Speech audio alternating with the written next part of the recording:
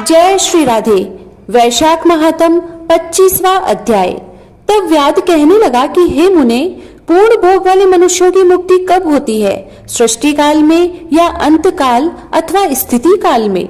सृष्टि की स्थिति तथा संहार काल की मर्यादा कितनी है? शंख बोले, 4 सहस्त्र युगों का ब्रह्मा का एक दिन और इतनी ही रात्रि होती है। इस तरह मिलाकर ब्रह्मा का एक अहोरात्र होता है।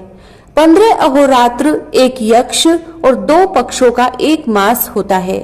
2 मास की एक ऋतु, 3 ऋतुओं का एक अयन और 2 अयन का एक वर्ष होता है।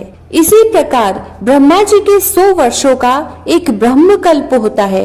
इसी को वेद को जानने वाले प्रलय का समय कहते हैं। प्रलय 3 प्रकार की होती है। एक मानव प्रलय जिसमें मनुष्यों का अंत होता है। दूसरी दैनंदिन प्रलय, ब्रह्मा जी के मुहूर्त में एक मनु की प्रलय होती है। इसी प्रकार जब 14 मनु हो जाते हैं तब एक दैनंदिन प्रलय होती है। मनवंतर प्रलय में पृथ्वी, आकाश और पाताल तीनों लोकों का प्रलय हो जाता है।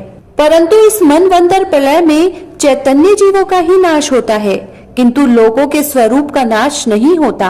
केवल उन लोकों में जल प्लावन हो जाता है। फिर मनवंतर के अंत में चैतन्य जीवों की उत्पत्ति हो जाती है। लेकिन दैनंदिन प्रलय में लोक और लोकत सबका नाश हो जाता है। सिर्फ एक सत्य लोक ही रह जाता है। ब्रह्मा जी के शयन करने पर चैतन्य अधिभूतों सहित सबका नाश हो जाता है। कोई कोई तत्वाभिमानी देवता और मुनि बचे रहते हैं तथा सत्य लोक के शयन करने वाले भी रह जाते हैं, जो कल्प भर तक सोते रहते हैं। फिर रात्रि के समाप्त होने पर ब्रह्मा जी पुनः सृष्टि की रचना करते हैं। शंख कहने लगे, व्याध, अब मैं तेरे सामने सृष्टि काल और मुक्ति काल का वर्णन करता हूँ। भगवान का एक निमेष यानी आंख झपकना ब्रह्मा जी के एक कल्प के बराबर होता है। उतना ही समय पलक का खुलना।